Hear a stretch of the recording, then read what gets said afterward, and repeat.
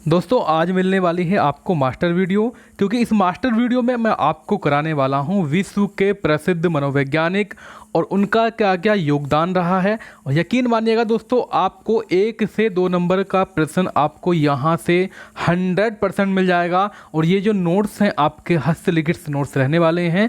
और वीडियो को स्टार्ट करने से पहले मैं यही कहना चाहूँगा कि आप लोग जो है पहले एक बार वीडियो को शेयर कर दो अपने बाकी मित्रों में, ठीक है। चलिए वीडियो को स्टार्ट करते हैं हम लोग। दोस्तों सबसे पहले हम लोग बात करने वाले हैं आरबी कैटल महोदय की। आरबी कैटल महोदय, देखिए इन्हें मापन एवं मूल्यांकन का जनक कहा जाता है। तो एक प्रश्न आपका यहाँ से बन गया, आपसे बोला जाएगा कि मापन एवं मूल्यांकन का जनक किसको कहा जाता है। आपने कहा सर आरबी कैटल को कहा जाता है।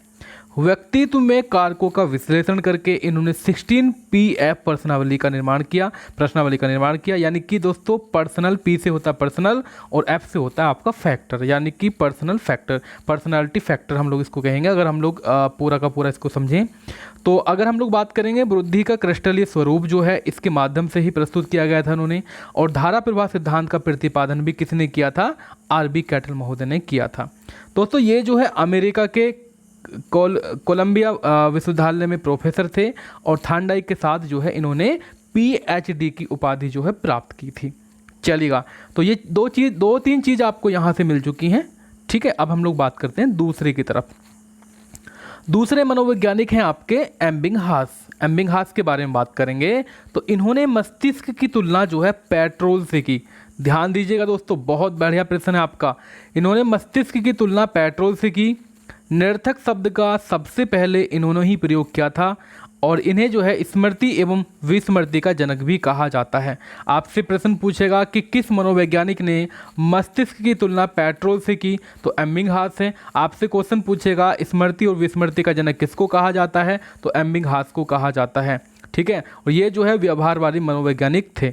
तो अब आपको कितने की पॉइंट मिल गए, यहाँ से देखिएगा 2 3 4 की पॉइंट यहाँ से मिल गए, 2 3 की पॉइंट पहले वाले में से मिल गए। मैं आप लोगों से क्वेश्चन रिपीट भी करूँगा, ध्यान रखना, या तो इसका नोट्स बना लेना आप लोग अच्छे से। चलेगा, हम लोग बात करते हैं 3rd नंबर की। देखिएगा Lord Robert Stephen Smith Baden Powell, ठीक है। तो इन्होंने 1907 में अपनी पत्नी Miss Olave St Clair Soames Baden Powell के साथ सहयोग से स्काउट एवं गाइड्स की सेवा की शुरुआत की। ये तो आपका बहुत ही ज़्यादा मोस्ट इम्पोर्टेंट क्वेश्चन रहेगा आपका। आपसे बोला जाएगा कि स्काउट एवं गाइड की सेवा की जो शुरुआत की थी किन्होंने की, तो आप लोग शॉर्ट में बताएंगे पावेल ने की थी, ठीक है। विश्व स्काउट गाइड का जनक जो है पावेल को माना जाता है। शॉर्ट में आप लोग पावेल को याद करेंगे। अगला क्वेश्चन देखिएगा, अगले क्वेश्चन से बढ़ने से पहले एक की पॉइंट और रहेगा। 1908 ईस्वी में स्काउटिंग फॉर बॉयज, ठीक है, नामक पुस्तक की रचना इन्होंने की। 22 फरवरी को विश्व स्काउट गाइड दिवस इनके जन्म दिवस के उपलक्ष्य में ही मनाया जाता है, ठीक है। ध्यान दीजिएगा, 22 फरवरी को विश्व स्काउट दिवस मनाया जाता है। किनके जन्मदिन पर बताइएगा कमेंट सेक्शन में, किसके जन्मदिन पर। तो ज़्यादा पूछने की आवश्यकता नहीं, अभी बताया पावेल। चलिए 4th वाले देख लेते हैं हम लोग, रॉबर्ट सेशन वुडवर्थ, ठीक है। तो ये प्रसिद्ध मौलिक व्यवहारवादी मनोवैज्ञानिक थे। व्यक्तित्व मापक पत्रक का निर्माण इन्होंने किया था। इन्होंने प्रश्नावली एवं परिसूची के जनक कहते हैं, मतलब इन्हें जो है प्रश्नावली और परिसूची के जनक कहा जाता है। दोस्तों इन्होंने बालक के शैक्षिक विकास में अधिगम संप्रत्यय प्रस्तुत किया। अगर मैं बात करूंगा थर्स्टन महोदय की, थर्स्टन के बारे में जान लेते हैं थोड़ी सी चीज़ें। तो अभिवृत्ति शब्द का सबसे पहले प्रयोग जो किया वो थर्स्टन महोदय ने किया।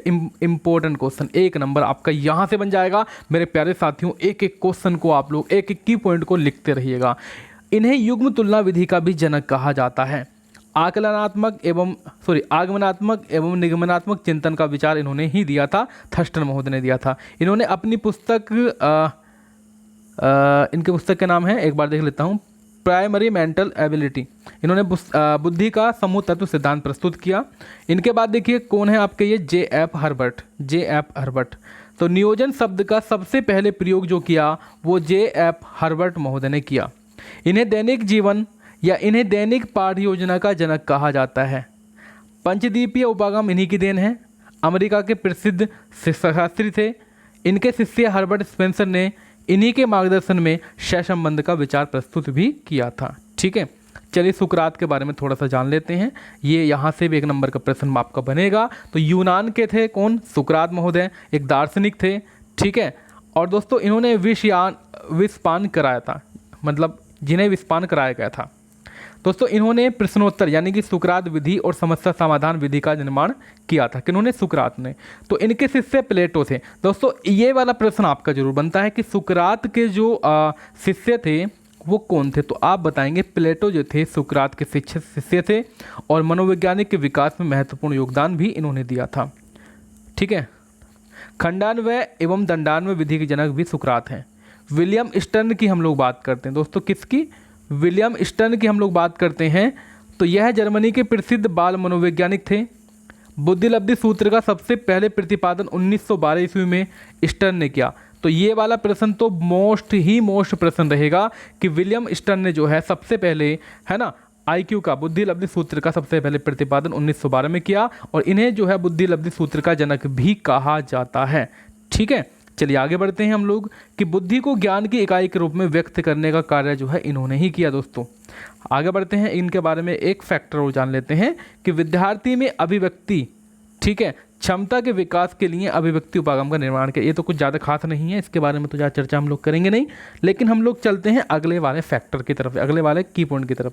बी के पासी, दोस्तों ये जो है इंदौर विश्वविद्यालय के प्रोफेसर थे।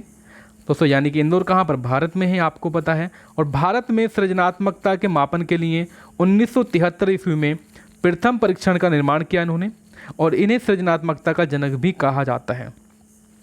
सृजनात्मकता के मापन के सर्वाधिक परीक्षणों का निर्माण इन्होंने बाकर मेहंदी के सहयोग से किया, ठीक है।